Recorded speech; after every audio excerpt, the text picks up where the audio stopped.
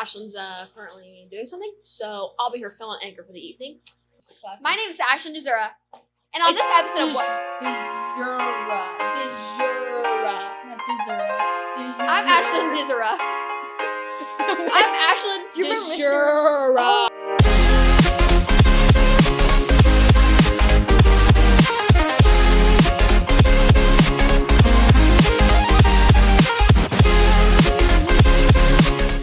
Welcome back, Wildcats. I'm Ashlyn Dezura, here for a very last episode of the year. Something seems off.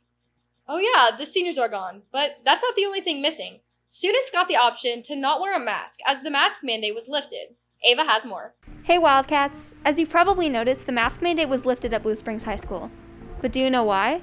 That's what I'm here for. I'm Ava McClure. Welcome to your CDC update.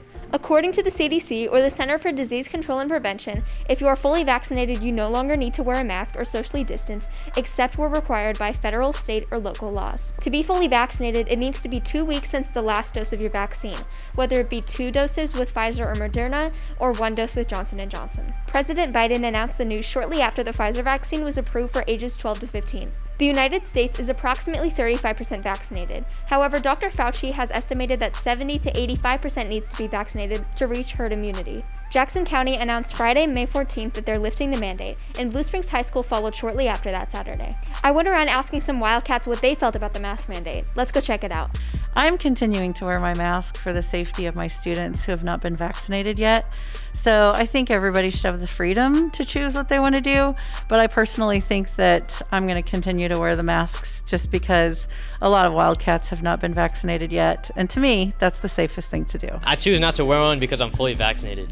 I choose to wear my mask because I feel it's the right thing to do, and I want to make other people around me feel comfortable at school. I'm excited for next year because I feel like we have hope. I really like that the mask mandate was lifted. It feels like things are slowly returning back to normal. Honestly, I don't think it was a good idea. I think they should have just kept it for the rest of the year as is. But it's none of my business to concern if you are wearing a mask or not. Well, I see his point because the school year is almost over. So it doesn't feel like there's much of a point.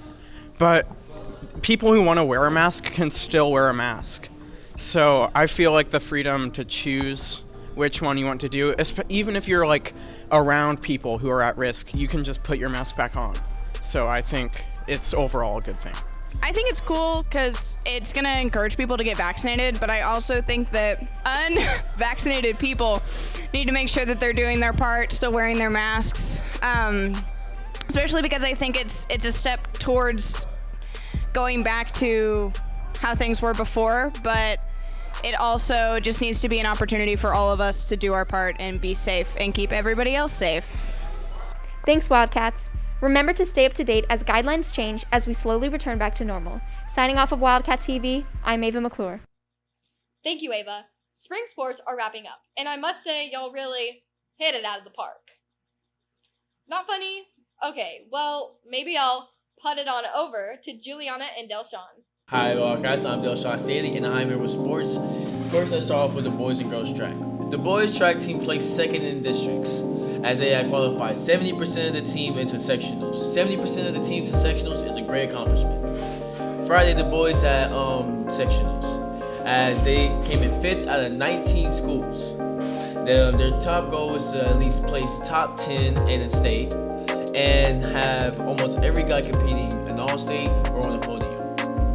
Coach Kuzak liked to implement that he is excited as the girls have the chance to win state for the first time, and that all the girls earn all-state or on the podium. Now off to the girls track and field. The girls have won conference and sectionals, as they're looking forward to winning the state title against Cardinal Riddler, Lee Summit West, and Columbia Rockbridge. They have qualified 13 events into state, which is the most in any other high school in this state. That shows the compassion and strength of the team as a whole. Coach would like to say this is a great team as it's combined with great talent and teamwork, which is a great combination for the team. Now let's just wish the boys and girls track team a good luck as they compete for state later this week. First, I would give a great shout out to Ariane Jackson for just recently breaking the girls track and field 400-meter dash.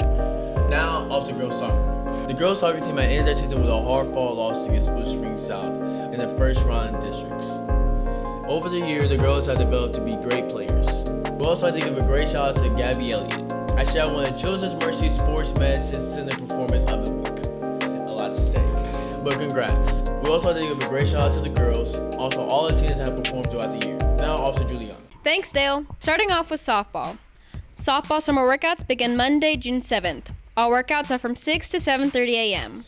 These are open to any BSHS students wanting to try out for softball in the fall of 2021.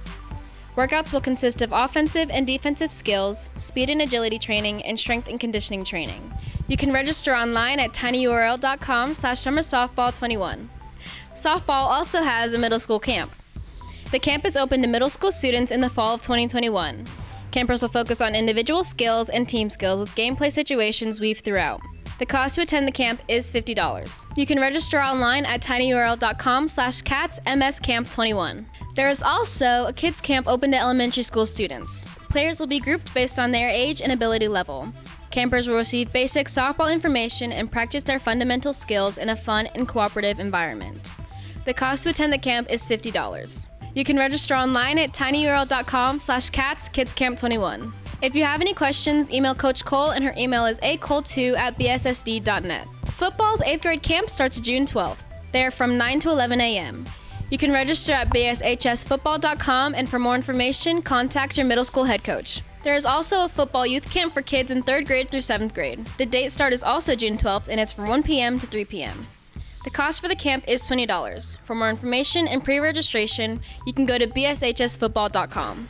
Boys basketball has a high school camp from June 7th through June 10th. Sophomores, juniors, and seniors are from 2 to 3:30 p.m., and the freshmen are from 3:30 to 5.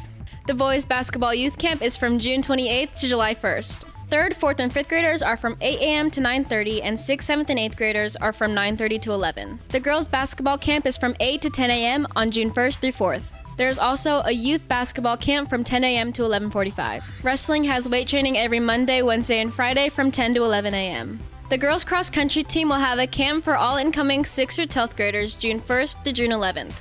Details can be found on the bswildcats.com cross country page. The boys cross country team will have summer conditioning workouts Monday, Tuesday, Wednesday, Thursday, and Saturday at various locations around Blue Springs.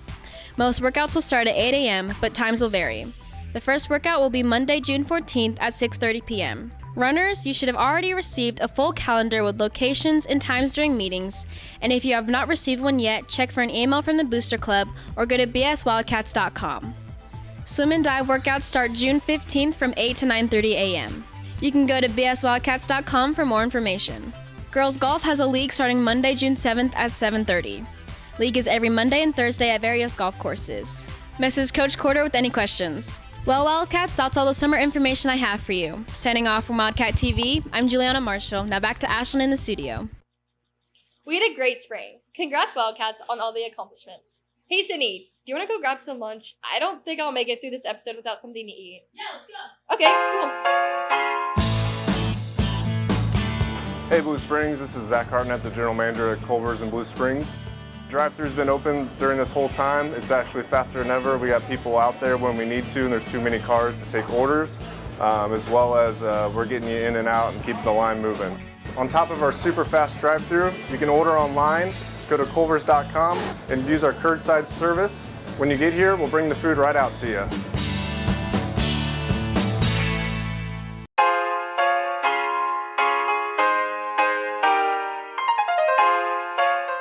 Welcome back. NHS, or also known as National Honor Society, has elected their new president, vice president, treasurer, secretary, historian, and philanthropist. Christina has more. Hi, I'm Lillian McDonald, and I'm president of NHS. I'm Juliana Marshall, and I'm vice president. All right, so my name is Chinani Omefe, and I got elected as treasurer for the 2021-2022 school year.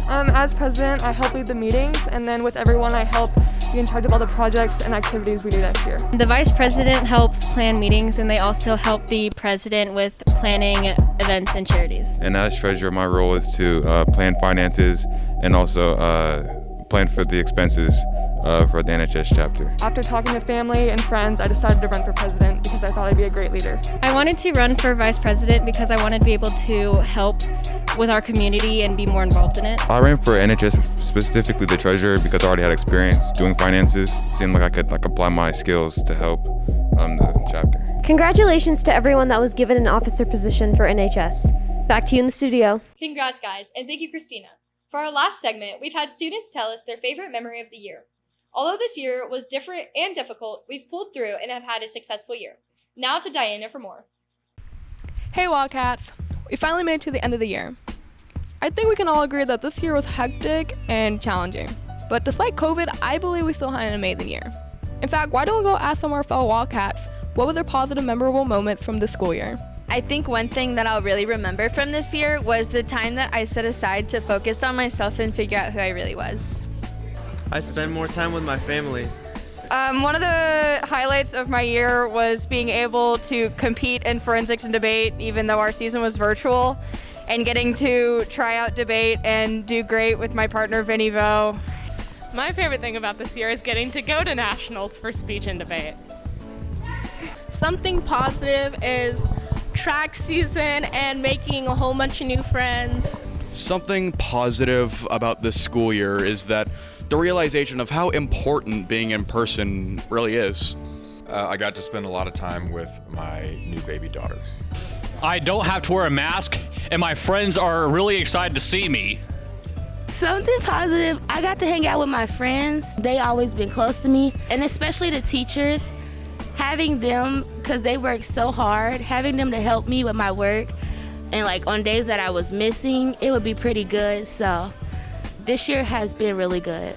Something positive about this school year was me making a ton of new friends and having a really nice social life. Seeing my friends again was probably definitely one of the best parts of the school year for me.